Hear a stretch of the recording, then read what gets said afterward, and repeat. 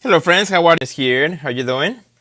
I want to welcome you here to Periscope. Let me just set up my camera.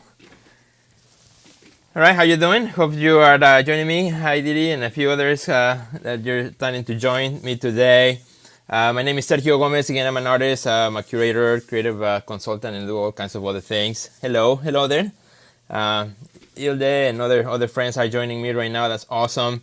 For how many of you this is the first time you use Periscope? If this is the first time you use Periscope, just tap on your screen a couple times so I know.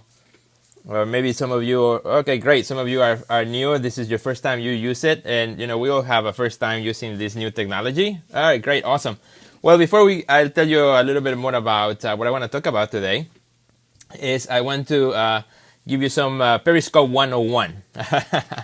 The first time I used it, I had no idea what to do with it. But awesome, I see some hearts. The way it works in Periscope is, of course, you can see me, but I cannot see you. However, I can see your hearts. When you tap on the screen, that means that you like what I'm saying, or that you agree, or just pretty much sharing the love. So tapping on the screen is good. It's a good thing. So it's good to share those little hearts. Periscope actually keeps track in your profile of how many hearts you collect as you do this Periscope session. So the more hearts you collect, it's kind of cool to see. That means that people like what you're doing. So it's kind of a way of collecting points, if you will, through those little hearts. So the way you do is just tap, and then I can see the hearts. Also, you can participate in the conversation. That's another awesome thing about Periscope, is that you have a little a messaging system at the bottom. And I see now we have about 14 people showing up. That's awesome. Thanks for the little hearts there. At any time, you can participate in the conversation. So you can put notes, questions, ideas. Today, I want to share some ideas, and I would love to hear some ideas from you on how we can use Periscope as artists. That's what it's all about. Hey, welcome there. I'm doing great. Thanks for joining. When you use the text box at the bottom, you can send notes, and it's an awesome thing because then we can be part of the conversation. Just so you know, again, if this is your first time in Periscope, when you send a little message through the text box, I see it and it crawls through my screen just the way you see it, and then it disappears. So it's one of those very interactive things that the presenter or the person who's talking on the other side or hosting the Periscope has to keep track of, of what you're saying plus what people are saying, so that it becomes more of a conversation. So it's kind of awesome. It's pretty cool. The way it works also with Periscope, again, if this is your first time, is that this recording, as I'm here live, this recording then will be available for 24 hours to the public and who are in Periscope. Periscope is owned by Twitter, so Twitter owns it, and they are trying to make it work great, and so far I love it. It's awesome. So I want to share today some ways in which you as an artist can use Periscope to promote your art. Again, Periscope is still a new platform. I think it's going to pick up. I think it's going to go really big, and that's what a lot of people are saying, and I see some hearts. I think some of you agree.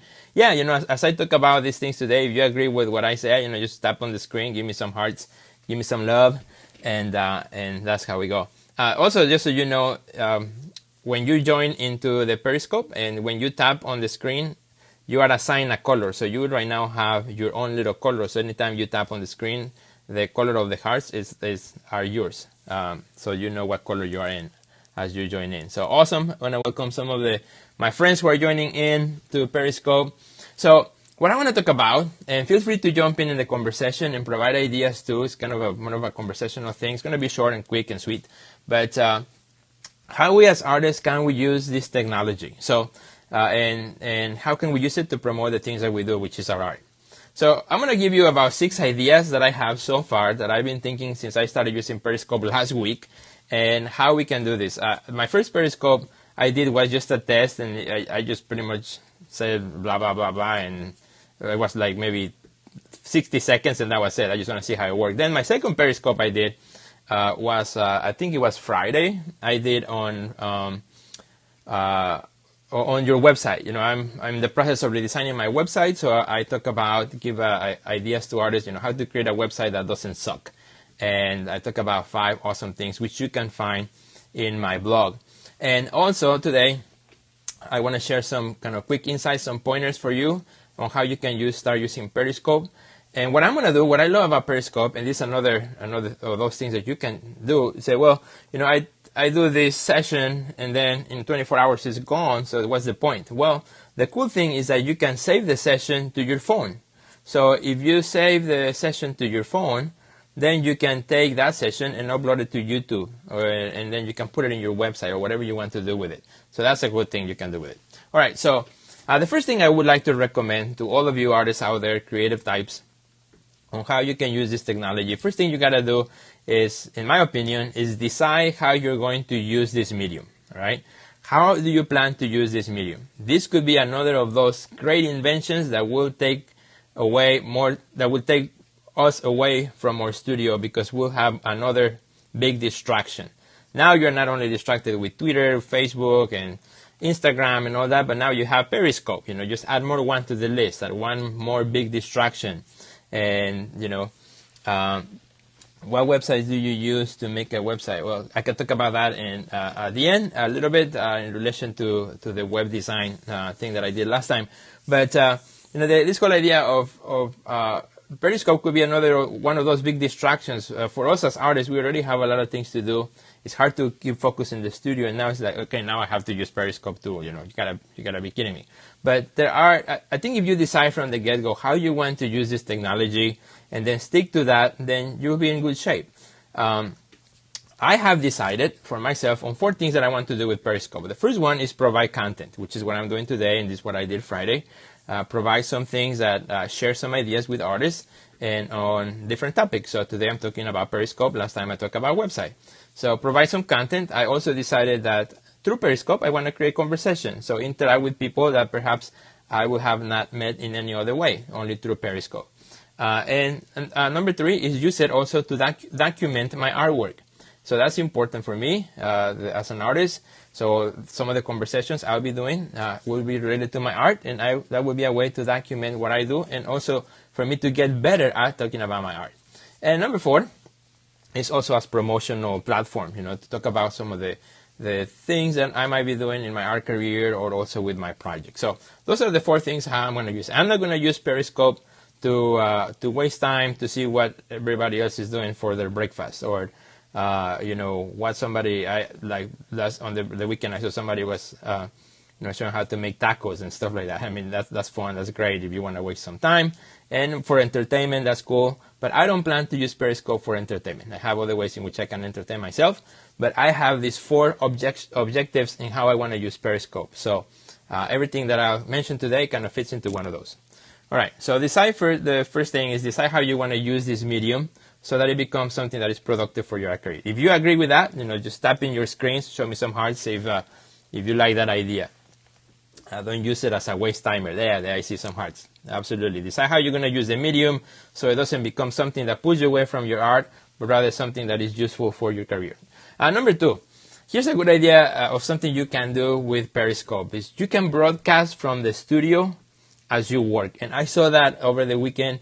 One artist that is in one of the artists I follow who set up Periscope in his studio, and he was painting. And so it was kind of cool to get a little glimpse into his studio. He didn't have to talk. He didn't have to do a presentation. All he did is he set up his phone on one corner, and then he was working. He was painting, and that was pretty awesome. I mean, you don't have to do this as a rehearsed thing. As you're working in your studio, you set it up and document the process. Maybe do a 4 or 5 minute session. That's it. Nobody's gonna be looking at you painting for a whole half hour. But people who stop by and check it out. That might be an interesting thing. And like I said, then you document that, you save it, and you can use it in your website. So that's one. Broadcast from the studio as you work, and use it as a documentation as well. Another way in which you can use, I think, a creative way in which you can use Periscope as an artist is to do a studio talk in which you talk about your work. Just kind of one day come to the studio and say, well, today I want to get better at talking about my art and becoming more confident about talking about my art. So I'm just going to set up, open up Periscope, and then you start talking a little bit like if I'm presenting to an audience. The cool thing about Periscope is that it's so casual. You don't have to worry about special lighting, special thing, like if you're going to do a professional video, because that's not the platform that's for. It's not the medium that's for. You're not creating a super professional video for YouTube, for your homepage. No. You are kind of more casually interacting with an audience on the other side of the phone, which is, if you're new to Periscope is, while it's live, you can only watch it on your phone. Afterwards, during the recording, then you can share that recording in your social media and in other mediums. But while it's live, only through the phone. So that's what makes it kind of cool too, that people can see you right there on the instant. So why not? All these things I'm planning to do, and then I'll be able to share how did it go. So kind of broadcast from the studio. Do a studio talk in which you talk about your work in general, your art practice, what inspires you, your stories. We all have stories. Maybe pick a day in which you talk about a particular story of how you become an artist and how is that journey for you. I think that'd be awesome. Then you save it to your phone, and then you have more documentation that you can use. One of the questions is, what tools do you use? A stand for your phone. You can use a stand for your phone if you want. Let me show you what I'm using right now. Like I said, it's up to you. And I'm just putting my phone right here in this little gap between my son's video games and my laptop. That's where my phone is staying right now. And improvise. It doesn't matter. If you have a tripod, put it in your tripod. If whatever base that you can hold the phone, that's awesome. That's what it just be creative. We are artists, right? We can become creative in that way. If you have other ideas, just share them in the text box so I can talk about them as well. All right, here's another way in which I recommend you could use Periscope. Let me see, I took some notes here. Broadcast during an opening. If you have an art opening, this is a great medium for people to see the feel of the opening. Because an opening is about the networks, about what's happening, it's about the ambience. It's a great way to not only record live what's happening, for a few minutes, and also for you to document that experience. Then you save it to your phone. When you get home the next day or so, you can then download it and then put it in YouTube. This is a great way for you to document what's happening, and you can do it live. So, why not trying it? Why not doing it? So, kind of creating a broadcast during an art opening of your own or of a friend as well. One of your friends that you support, that you like, do a live Periscope and then share that. And awesome, we're doing that for the Freak Out show. That's great, and I've seen more of that happening. Over the weekend, I saw an opening in California, and that's cool. I'm here in Chicago, so we can be part of these things as it happens, live, and that's what's great about it. Wonderful. Yeah, I keep sending those ideas along the way. Here's another one. Invite a fellow artist for a one-on-one conversation. In your studio one day, maybe if you are in a community with other artists, some of you have studios with other artists nearby or so, maybe stop by another artist studio and ask him if it's okay to do a Periscope conversation. That would be awesome. I think we need more and more conversation about art. And what's cool about Periscope too is that people will find you, not only those who are in your immediate network, but people who are just looking around, see what broadcasts are out at that moment. People who you may have no idea who they are, they might find you and they might be just as interested in listening to that conversation. And because it's not something that is a rehearsed situation, it's just a conversation. So, it's okay if somebody comes and knocks on the door, if the UPS guy comes in to deliver a package. That's cool. That's what it's all about. Don't feel like you have to have a script. I don't have a script right now for this. All I did is I make those 6 points, I wrote them down on my computer so I wouldn't forget. And that's it. The rest just comes from here as I go. Would have been great for my public art presentation. Absolutely. If you have public art presentation, do that. That'd be awesome. Have someone to hold the phone while you do it. And it becomes live. And then you can advertise it. Just like I did today, This event right now that I'm doing, I went to Facebook a couple hours before the event and I did a little graphic and then I posted it. I said I was going to do at 1:30 p.m. This little talk. How many of you came to this talk because you saw that post, that announcement? If you did, just put some hearts on my screen so I know. There you go. So some of you found out about this through that. Poetry reading, that's another great idea. Poetry reading. Maybe if you're an artist, hook up with a poet. And then let's do more multidisciplinary ideas on how we can again expand this art conversation, because I think it's much more needed. We live in a world in which everything is so fast and quickly, and being able to connect those multidisciplinary ideas is an awesome thing. All right, so that's I think that was number 5. And another idea that I want to give you is create a special event around the completion of one of your art pieces and invite people to watch it. I think this will be a great way for you to also promote your art. And I'm gonna do this. All these things that I'm talking about, I'm gonna try them, and I'm going to share them, and I'm gonna let you know how it went. And you can be part of it too. But next time I completed a body of work or a single painting that I might be working on, and I'm gonna do a Periscope, and I'm just gonna talk about it, and I'm just gonna talk, create an event around that. I think often we don't celebrate or accomplishments that happen in the studio. We think that only the accomplishments that are worthy of celebration are those that happen in the gallery, in the museum, in the public space. But now you have a platform in which you can celebrate those little moments on when you finish a work of art and you're like, oh, this is done finally, and then you can just do a quick Periscope of 5 minutes and talk about your piece, what went into it, what was the idea behind it, and you don't have to tell what the work means, it's open to interpretation, but you could talk about, why you made it, what's made of, and that kind of good feeling of having just completed a work of art. And you can do this also, plan it ahead. You can do a planning event, plan it, and invite people to come and watch it. Say, create some little graphics on your phone and say, live Periscope, like the one I did for today, live Periscope event. See me, brand new work will be unveiled directly from my studio, and then have people join. And don't worry about if you have 1 viewer or 20 or 50. It doesn't matter how many you have as you start, because those numbers will start to trickle down. More people will be watching the recording perhaps than the live event. So don't worry, don't feel bad like, oh, only one person showed up, I only have 1 heart in my whole conversation. That's okay, because you can then download that video and then use that in your website. Last Friday, as I was talking about, 5 things to make sure that your website doesn't suck, is one of those things I talk about is video. Make that website about your art, more personal. I don't know how.